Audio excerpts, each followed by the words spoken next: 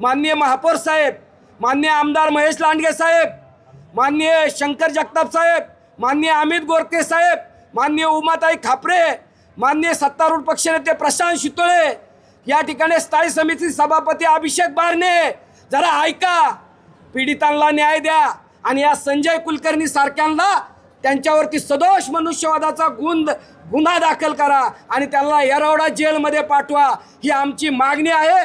अन्यथा पुढच्या काळामध्ये या शहरामधल्या नागरिकांच्या वतीने तुमच्या विरोधात अतिशय तीव्र आंदोलन केलं जाईल, अशा प्रकारचा इशारा सर्व राजकीय पक्ष, सामाजिक संस्था, संघटनांच्या वतीने आम्ही देत आहोत. मोशी कचरा डिपो हादसा में 9 लोगों ने अपनी जान गंवाई है. दोषी अधिकारियों पर मनुष्य वध का केस अभी तक दर्ज नहीं हुआ. भोसरी के विधायक महेश लांडगे, जिनका वेस्ट टू एनर्जी प्रोजेक्ट एक ड्रीम प्रोजेक्ट था, 10 दिन बीतने के बाद भी इस दुर्घटना पर एक शब्द नहीं बोले. आखिर उनका मौनी बाबा रहने के पीछे क्या रहस्य है? कहीं ऐसा तो नहीं कि उनके सामने दांत भी अपना और होंठ भी अपना वाली स्थिति बन गई है? ऐसा आरोप सामाजिक कार्यकर्ता मारुति भापकर ने लगाए. महाविकास अघाड़ी ने पिंपरी चिंचवड म्युनिसिपल कॉर्पोरेशन में तीव्र धरना आंदोलन किया. मोशी कचरा डिपो एडमिनिस्ट्रेटिव बिल्डिंग हादसे के दोषी ऑफिसर्स के खिलाफ मनुष्य वध का अपराध पंजीकृत करने, मृतकों के परिवारजनों को 1 करोड़ और घायलों को 25 लाख रुपए आर्थिक मदद देने, परिवार से एक व्यक्ति को पालिका में स्थायी नौकरी देने की मांग की गई. अगर मांगे पूरी नहीं हुई तो शहरवासियों के सहयोग से बड़ा आंदोलन करेंगे. 8 जुलैला मोशी कचरा डेपोमध्ये वेस्ट टू एनर्जी प्रकल्पावरती कचऱ्याचा डोंगर घसरल्यामुळे 23 कामगार त्या ठिकाणी गाडले गेले. त्यातील 9 कामगारांचा मृत्यू झाला. या सर्व घटनेला जबाबदार पर्यावरण विभागाचे प्रमुख संजय कुलकर्णी आणि कार्यकारी अभियंता योगेश आल्लाट हे जबाबदार होते. खरं तर या ठिकाणी हे प्रकरण ज्यावेळी घडलं तदनंतर जे काय बचत कार्य सुरू झालं त्यामध्ये आयुक्त विजय सूर्यवंशी यांनी ज्या पद्धतीने भूमिका घेतली की ही नैसर्गिक आपत्ती होती, अशा प्रकारची भूमिका घेऊन आयुक्तांनी संबंधित ठेकेदार संजय कुलकर्णी, प्रशासन यांना पाठीशी घालण्याचं काम केलं.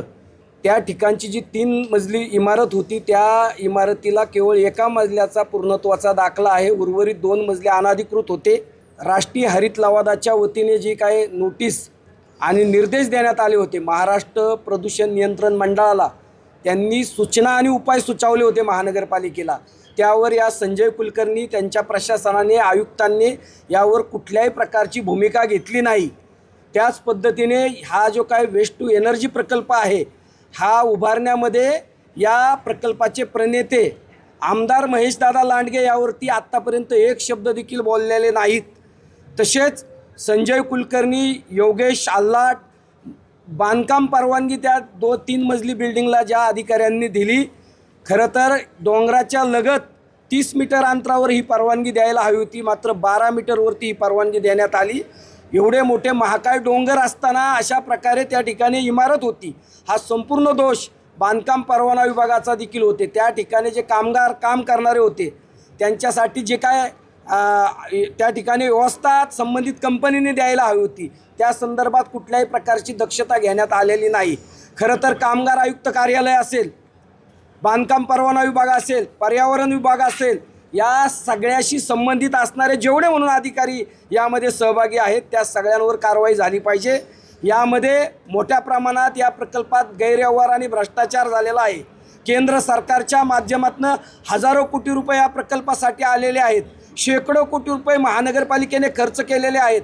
यामध्ये वेस्ट टू एनर्जी प्रकल्प असेल, बायोमायनिंग असेल, त्या ठिकाणी सिमेंटच्या राडारोड्यापासून ब्लॉक आणि सिमेंटच्या विटा बनवण्याचा प्रकल्प असेल, असे वेगवेगळे प्रकल्प या महानगरपालिकेच्या पदाधिकाऱ्यांनी, इथल्या सगळ्या कारभाऱ्यांनी हे प्रकल्प राबवले. त्यामधनं कोट्यावधी रुपयाचा मलिदा लाटला आणि जीवाशी मात्र खेळलेत. तिथल्या सर्वसामान्य गोरगरीब त्या ठिकाणच्या कामगारांबरोबर ते त्यांच्या जीविताशी खेळलेले आहेत. त्यांच्या कुटुंबावरती जो अन्याय झालेला आहे त्यांना न्याय मिळाला पाहिजे. त्यांना भरीव अशा प्रकारची आर्थिक मृत्यू झालेल्या प्रत्येक पीडित कामगारांच्या कुटुंबियांना 1 कोटी रुपयाची मदत मिळली पाहिजे. त्यांच्या कुटुंबियांना महापालिकेच्या सेवेमध्ये कायमस्वरूपीची नोकरी मिळली पाहिजे, त्यांच्या मुलांच्या शिक्षणाची व्यवस्था पूर्ण करण्यात आली पाहिजे. त्याच पद्धतीने त्या जखमी जे लोक आहेत त्यांना देखील 25 लाखाची तातडीची मदत त्यांना देखील मिळाली पाहिजे. या सगळ्या मागण्यांकरता आज आम्ही या ठिकाणी आलो आहे. महानगरपालिकेची सर्वसाधारण सभा आज आहे. या ठिकाणी महाविकास आघाडीचे सर्व घटक पक्षाचे पदाधिकारी शहर अध्यक्ष उपस्थित आहेत. त्यामध्ये शिवसेना उद्धव ठाकरे गट, मनसेचे सचिन चिखले, चेतन पवार, भारतीय राष्ट्रीय काँग्रेसचे नरेंद्र बनसोडे, सामाजिक चळवळीचे आमचे नेते मानव कांबळे, आम्ही सगळे मिळून महानगरपालिकेचे ज्या ठिकाणी सभागृह भरतं त्याच्यासमोर या ठिकाणी बसलेलो आहोत.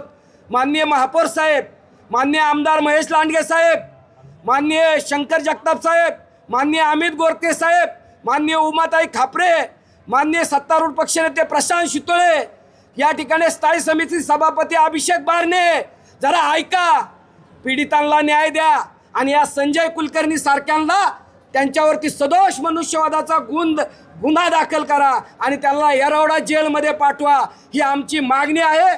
अन्यथा पुढच्या काळामध्ये या शहरामधल्या नागरिकांच्या वतीने तुमच्या विरोधात अतिशय तीव्र आंदोलन केलं जाईल, अशा प्रकारचा इशारा सर्व राजकीय पक्ष, सामाजिक संस्था, संघटनांच्या वतीने आम्ही देत आहोत. या ठिकाणी आमच्या आंदोलनाची गंभीर दखल घ्यावी, अशा प्रकारची महापौरांना आणि पदाधिकाऱ्यांना आमची विनंती आहे. Bureau report, VSRS news, Pimpri Chinchwad, Maharashtra.